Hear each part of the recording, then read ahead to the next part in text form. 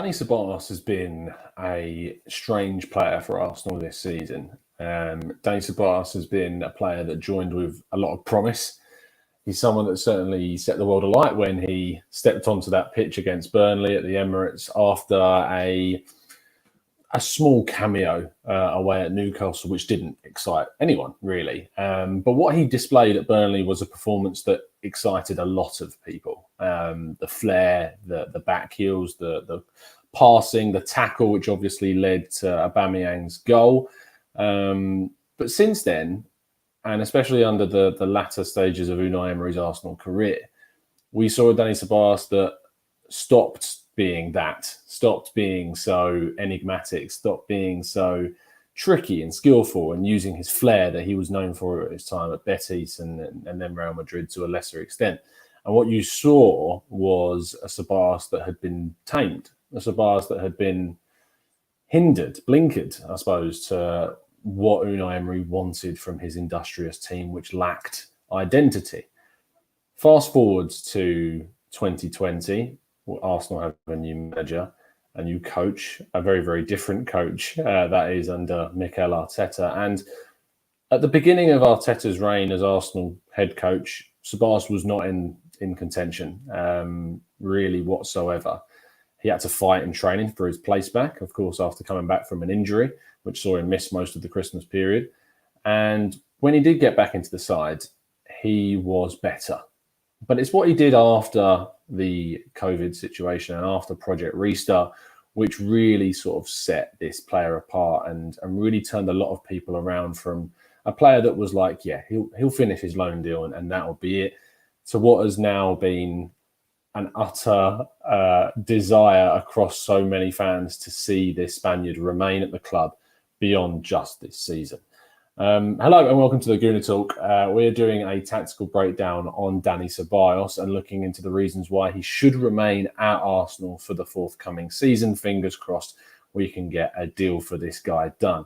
What it's going to involve is looking into his statistics, into his graphics and some of the in-game things that he has done, especially after Project Restart. And if we also, we're very lucky to get some insight as well. We're actually going to kick off with that insight. And I'm very, very happy that Graham Brooks, which many of you know from his time at Arsenal Fan TV and doing stuff on the channel as well, same old Arsenal too.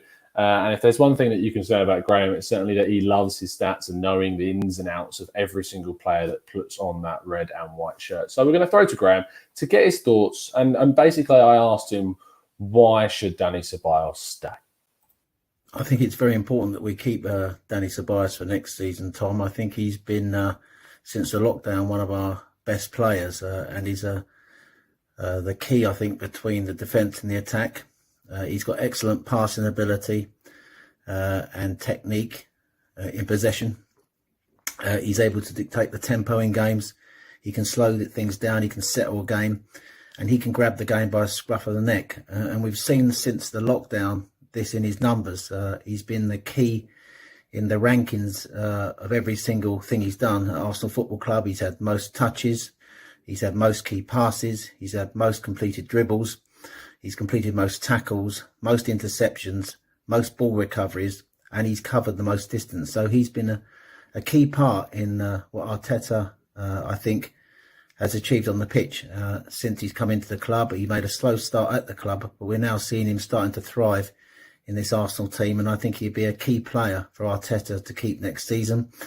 Any player who comes from Real Madrid obviously is a great technical player, and I think he's very good in short spaces, and he's got tremendous range and passing abilities, as I said, and I think he'd be a very important cog in Arteta's midfield as we build a team for next season, being that link, as I say, between the defence and the attack. I'd like to see him playing a 2, to be honest, with an attacking player ahead of him.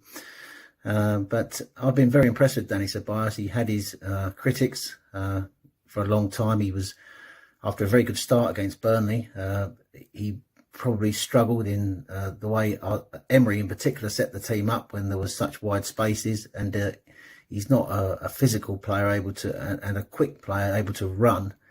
But he's very good technically, and I'd say with his passing, his ability to build the play up from the back, I think he could be an asset for Mikel Arteta next season.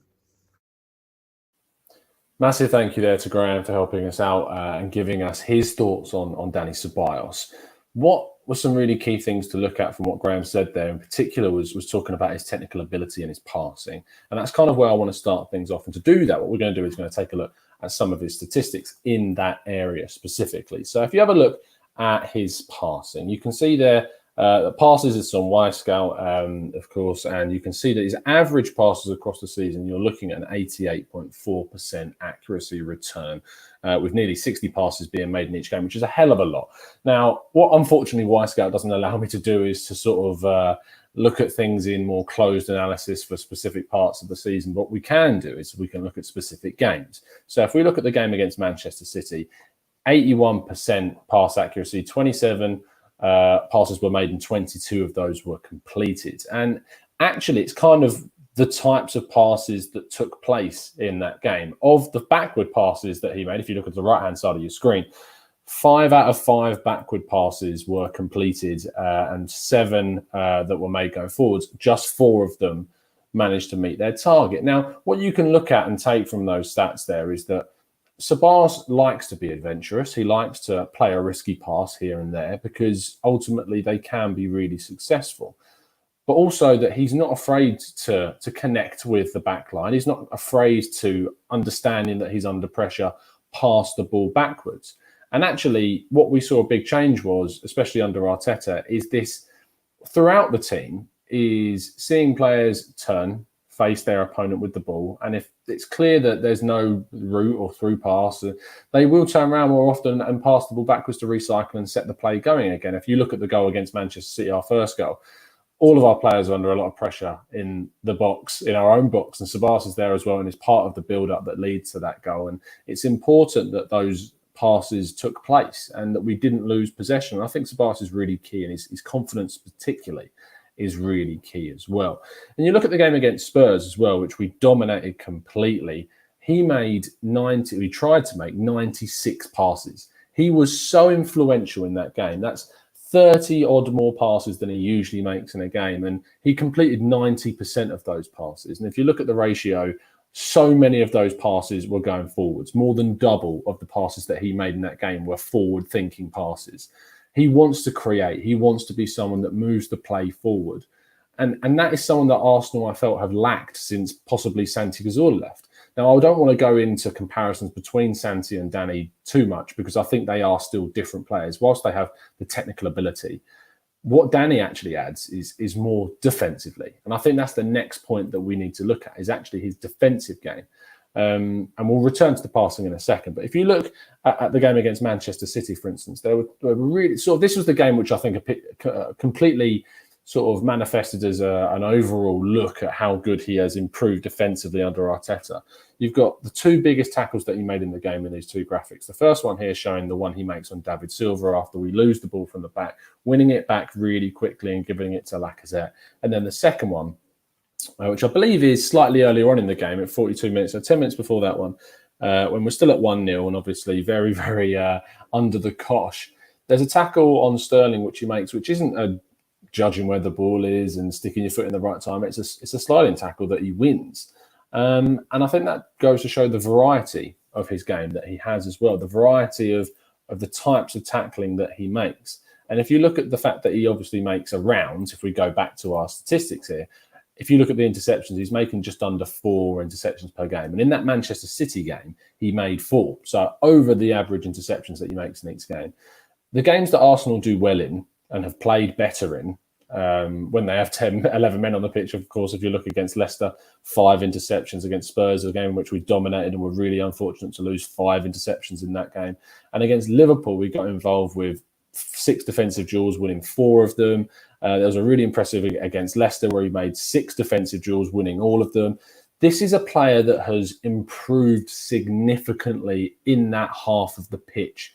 And when you're playing in a 2 in the midfield next to Granit Xhaka, and Granit Xhaka is an exceptionally important player to this team. But at the end of the day, if you can't protect him and if you can't give him that security, Xhaka can't implement his more forward-thinking side of his game, where he connects the midfield to the wider areas to give us the most creativity on the flanks. Because with only 2 in midfield, centrally, creativity is very, very tough to do. But some creativity does come from the centre, and that is pretty much always done through Ceballos. The passes against Leicester, I think, sum this up brilliantly. This one in particular was the first one, which he, very deep on the pitch, finds that ball through to Saka, which of course leads to Saka playing in Aubameyang and scoring our goal in the game. But there was also one a little bit later on where he clips this fantastic pass over the top to Hector Bellerin, who I think is just ever so slightly offside in this, and had we have scored, it wouldn't have counted. But these are the types of passes that can beat that clear block, that low block that we get asked about all the time. And Danny's got the ability to create and construct passes which beat these types of low blocks. And Arsenal often really struggle in those areas to beat the low block. So when people talk about how is Arsenal's midfield going to look like next season, and do we need a number 10? Some might tell you, yes, we do, because we need a number 10 to be more creative. Ever since Mesut Ozil's not been in the side, we haven't had that creativity. But for me, I think that some people might be missing a trick there. I think that Arsenal have the potential to add another 8, or in between an 8 and a 6, a player like Thomas Partey, for instance, that connects the defence to the midfield and beats that high press by confident dribbling, clean-cut passing and physicality. And then not only does it enable Ceballos to be freer, does it enable Ceballos to be more creative and have more flair, but you start to see the Ceballos that we saw against Burnley. You start to see the Ceballos that we saw against Norwich. And in those games, how key the Spaniard was the reason for our success in those matches, massively so. He just needs the right support. He needs the right emphasis around him. He's not going to get it at Real Madrid. For a second, if you think that Zinedine Zidane wants Ceballos back, he doesn't. And if you want some clarification on that, please feel free to go back and listen to our interview with Graham Hunter, and Graham covers that extensively. And he's a big fan of the Spaniard. But Zinedine Zidane doesn't see a place for him in that Real Madrid side, and they will be willing to let him go. And if Arsenal can use some of their transfer budget to keep him, that is important, because if you look at the midfielders that currently Arsenal have that could play that role, you're looking at Guendouzi, you're looking at Joe Willock, and beyond that, there's not too much there that could be married with Granit Xhaka. Torreira is a more defensive style player, but you need that flair. You need someone with that creative spark and yet industrial drive and desire to defend and win the ball back and battle. Arsenal don't have too many warriors in their sides, and I look at the Spaniard as a genuine contender to be one of them warriors for Arteta, and I think he's seen that as well. So to sort of summarise this video, these are the reasons why we need to keep Ceballos. It's simply down to his marriage with Arsenal has been a roller coaster, which I think has definitely benefited him in the long run. He's learned his best position. He's learned his best sort of place and role in the system. And he's learned that under Arteta, he improves and he is a better player. I think he needs to stay because he's so key in the way that we will develop our central creative area. And I think also he's someone that you could get for a decent size transfer fee in a market which is always convoluted with very, very hyped up figures. So for a player of his quality, if we could get him in on a permanent basis, I think Arsenal have really got the opportunity to exploit a great player. That's going to end the show there. Thank you so much for listening. If you could please drop a like on the video, share the video around as well, and subscribe to the channel if you're new around here. We've got more content coming out next week. I'm really excited to show you what has been going on the channel behind the scenes. It's a massive thank you to our members that support the channel continuously and have done throughout a really difficult period globally. And it's meant that we've been able to upgrade hardware, software, and some really, really exciting things are coming next week, which you guys are going to be able to get involved with and get even more TGT content. So thank you ever so much for listening. I hope you've enjoyed it. Please drop a like bell so you never miss a show, and get involved with the Twitter debates and discussions at the Gunner Talk TV. Other than that, thank you to Graham again. You can find his link to his Twitter in the description. Other than that, it's been a pleasure, and as always, up the Arsenal.